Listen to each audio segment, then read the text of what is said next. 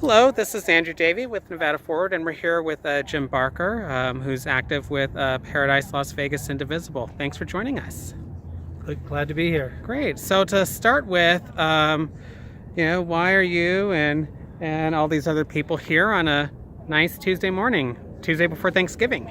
Well, I think a lot of the American people do not realize that this tax cut also cuts benefits like Medicare, Medicaid, because of a law passed in the past called the sequester.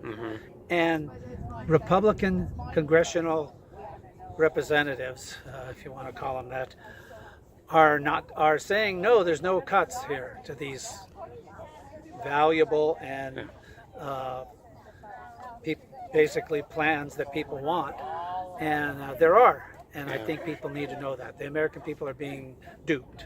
Yeah. So basically, there is a series of laws that require Congress to stay within certain budgetary frames. In particular, you have the 2010 pay-as-you-go law, and you have the 2011 debt ceiling deal, which triggered the sequestration that we now have, that the federal government now has. So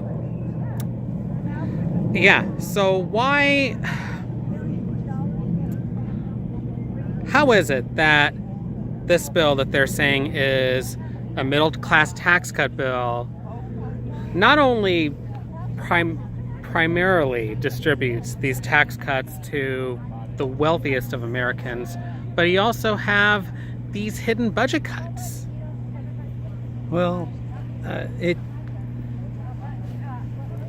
think pretty much everyone realizes, and even several Republicans have admitted it, that they have donors, wealthy donors, who expect them to give them a tax cut. They don't need a tax cut. Basically, the reason to have a tax cut is to supply capital for investment in your economy. And the world, including our country and even offshore, is awash in capital. We do not need additional capital. If we needed additional capital, interest rates wouldn't be 1-2% on deposits. It's just a lie. And sometime in the future we might need those, and that would be the time to give the tax cut. But now is the time really to do just the opposite. When your economy is booming, the smart thing to do is increase taxes, slows down your economy a little bit, makes it so that the stock market isn't going crazy up high, and you use that money to pay the debt so that when you need it, it's there. And that's not what they're doing.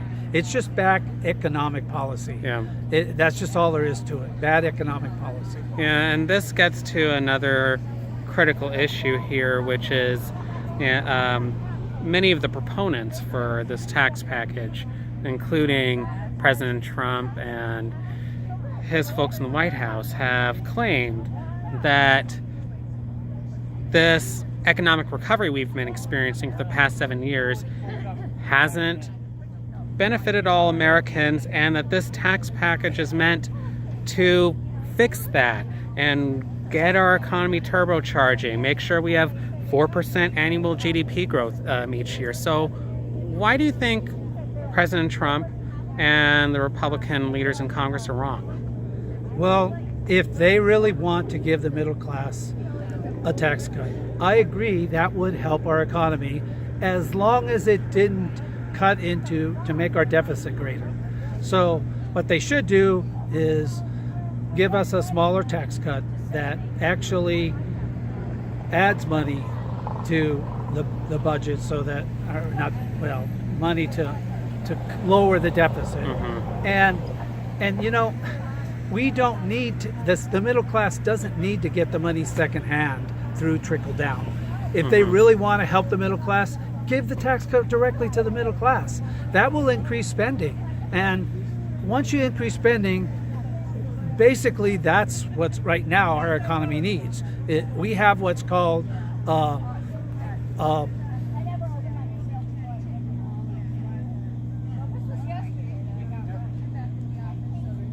we have a shortfall in spending. basically. That isn't consumer spending. So our demand is causing our slowdown in our economy, a lack of demand. Okay, so giving money to the people who spend it, which is the majority of Americans, the middle class, even poor people, even taxing rich people and giving it to poor people so they spend it, will spike our economy right now. There are times in the past where it's just the opposite. Okay, there were times when we needed a tax cut to stimulate capital growth, but we're awash in capital again. We have trillions of dollars sitting on the side, both by corporations and individuals, that are collecting basically hardly any interest, are not being used to build new factories because there's nobody to buy the new stuff. Great. And finally, is there anything else you've noticed in this tax package that you'd like your fellow Nevadans to see, to understand and know more about? Because again, there's been a lot of talk and a lot of hype, but sometimes it's hard, it's easy to lose focus on the actual facts behind this bill. Well, the getting rid of the individual mandate, if they do that, which the Senate version of the bill does. Getting rid of that basically makes it so that the cost of healthcare goes up, and basically that's more money we have to spend on healthcare that we can't buy other goods on with. Like I said, there's this demand shortage, and it's not being addressed by this at all.